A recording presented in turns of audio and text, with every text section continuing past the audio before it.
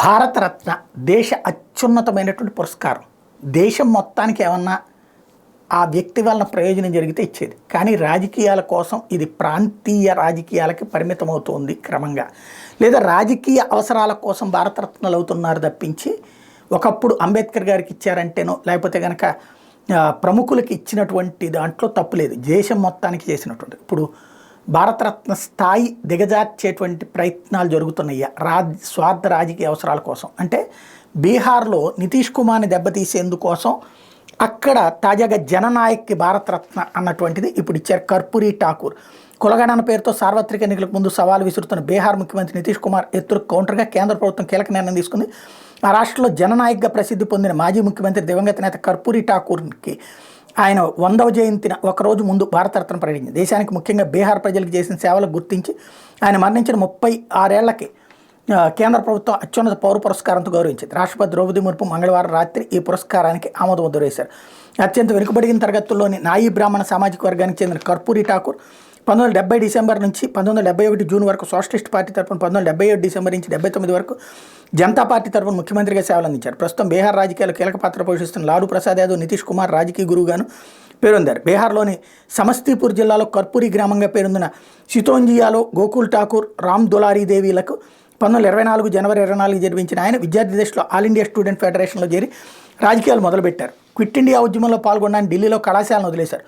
భారత్ స్వతంత్ర సమరంలో పాల్గొని 26 నెలల జైలు జీవితం గడిపారు. స్వతంత్రానంతరం సొంత గ్రామంలో పాఠశాల అధ్యాపకుడిగా వృత్తి జీవితం ప్రారంభించిన ఆయన 1952లో తొలిసారి తాజ్పూర్ నియోజకవర్గ నుంచి సోషలిస్ట్ పార్టీ తరఫున ఎమ్మెల్యేగా ఎన్నికై చట్టసభలో అడుగుపెట్టారు.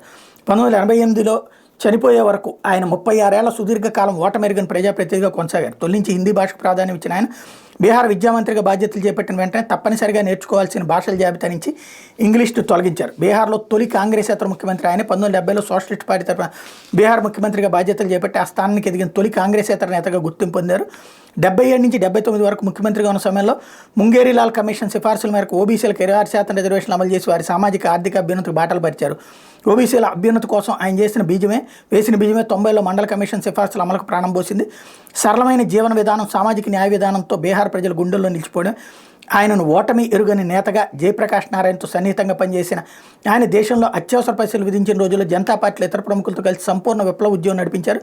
79లో జనతా పార్టీ చీలిపోయినప్పుడు చరణ్ సింగ్ వర్గం వైపు నిలిచారు. ఆయన చివరిసారిగా 85లో సోన్బర్గ్ అసెంబ్లీ నియోజకవర్గం నుంచి భారతీయ లోక్దళ్ అభ్యర్థిగా విధానసభకు ఎన్నికయ్యారు. ఆ పదవీకాలం ముగికి ముందే 88 ఫిబ్రవరి 17 64 ఏళ్ల వయసులో కన్నుమూశారు. 36 ఏళ్లు నిరాటంకంగా బీహార్ విధానసభ సభ్యుడిగా కొనసాగిన ఆయనకు మరణించిన 36 ఏళ్ల తర్వాత భారతరత్న దక్కడం విశేషం. నిజాయితీకి మారుపేరుగా ఠాకూర్ వాసికెక్కారు. ఎమ్మెల్యేగా తనకు వచ్చే బత్యాలు మినహా ఒక్క పైసా ఎవరి నుంచి తీసుకునేవారు కాదని ప్రతీతి. మరోవైపు ఆయన జయంతిని పురస్కరించుకుని కేంద్ర ఆర్థిక శాఖ 100 రూపాయల స్మారక నాణ్యం కూడా విడుదల చేయాలని నిర్ణయించింది. ఖచ్చితంగా చాలా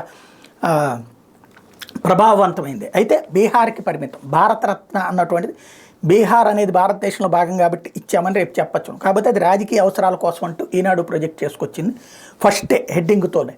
అయితే ఒక నాయీ బ్రాహ్మణ సామాజిక వర్గానికి సంబంధించి తమ పార్టీ వాడు కూడా కాదు, ఏఎస్ఎఫ్ అంటే కమ్యూనిస్ట్ పార్టీ, సిపిఐకి సంబంధించిన నాయకుడికి బీజేపీ అవార్డు ఇచ్చిందంటే గ్రేట్ అనుకోవాలి.